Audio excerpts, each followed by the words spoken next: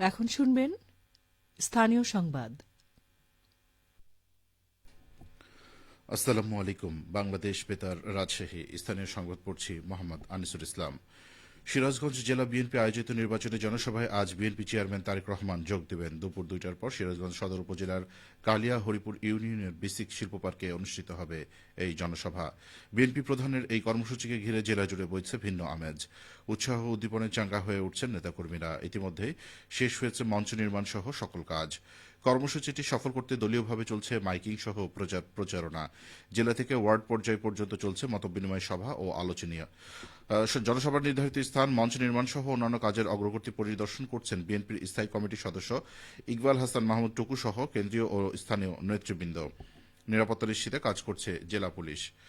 জনপ্রশাসন মন্ত্রণালয়ের সিনিয়র সচিব এহসানুল হক বলেছেন, নির্বাচন কমিশনের বিধিনিষেধের কারণে সরকারি কর্মকর্তা কর্মচারীরা আর গণভোটে হ্যাঁ বা না ভোটের পক্ষে কোনো ধরনের প্রচারণা চালাবেন না।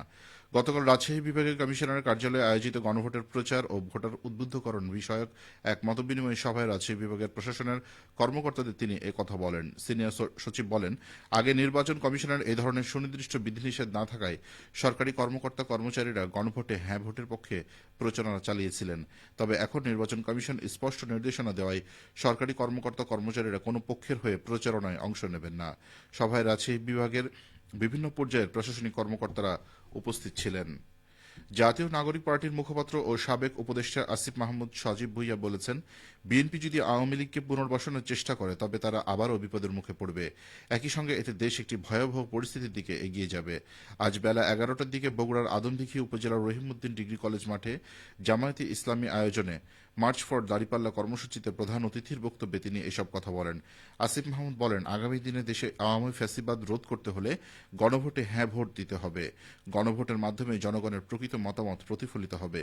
অনুষ্ঠানে উপস্থিত ছিলেন বগুড়া 3 আসনের জামায়াত ইসলামের প্রার্থী নূর মোহাম্মদ আবু তাহের, বগুড়া 4 আসনের প্রার্থী মোস্তফা ফয়সাল পারভেজ সহ স্থানীয় জামায়াত নেতৃবৃন্দ ও বিভিন্ন শ্রেণী পেশার মানুষ। নাটোরের বড়াইগ্রামে একই দিনে 2টি বাল্যবিয়ে বন্ধ করে কারাদণ্ড ও অর্থদণ্ড প্রদান করেছে ভ্রাম্যমাণ আদালত। ভ্রাম্যমাণ আদালত পরিচালনা করেন উপজেলার সহকারী কমিশনার ভূমি ও নির্বাহী ম্যাজিস্ট্রেট জুবায়ের জাহাঙ্গীর। গতরাতে উপজেলার ফুলবতী গ্রামে অভিযান পরিচালনা করে বাল্যবিয়ে করার দায়ে বর রতন সর্দারকে 3 মাসের কারাদণ্ড প্রদান করা হয়। এই সময় উভয়ের বাবা মা আত্মগোপন করেন। স্থানীয় অন্যান্য অভিভাবকদের উপস্থিতিতে ভ্রাম্যমাণ আদালত বরকে কারাদণ্ডাদেশ প্রদান এবং 14 বছর বয়সী কনেকে উপস্থিত স্বজনদের কাছে মুচলেকার মাধ্যমে হস্তান্তর করে। এর আগে উপজেলার কুমরুল গ্রামের আব্দুর রশিদ তার 16 বছর বয়সী মেয়ের বিয়ের আয়োজনকালে হাজির হয় ভ্রাম্যমাণ আদালত। এই সময় কনের বাবা আব্দুর রশিদকে 5,000 টাকা অর্থদণ্ডাদেশ প্রদান করা হয়।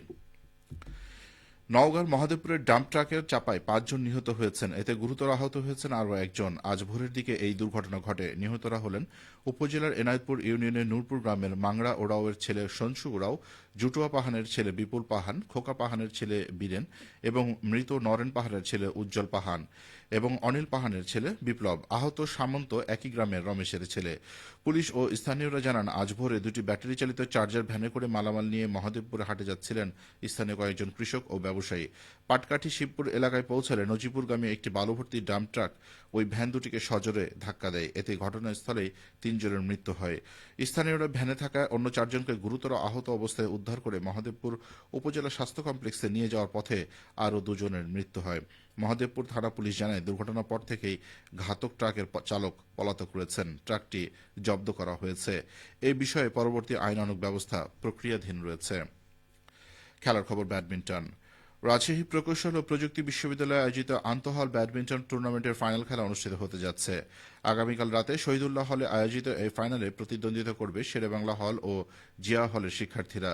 প্রতিযোগিতা শেষে প্রধান অতিথি হিসেবে অংশগ্রহণকারীদের মাঝে পুরস্কার বিতরণ করবেন রুয়েটের উপাচার্য অধ্যাপক ড এস এম আব্দুর রাজ্জাক। এর আগে গত 27 জানুয়ারি রাতে আন্তঃরুয়েট ব্যাডমিন্টন টুর্নামেন্টের উদ্বোধন করা হয়। সবশেষে আবহাওয়া।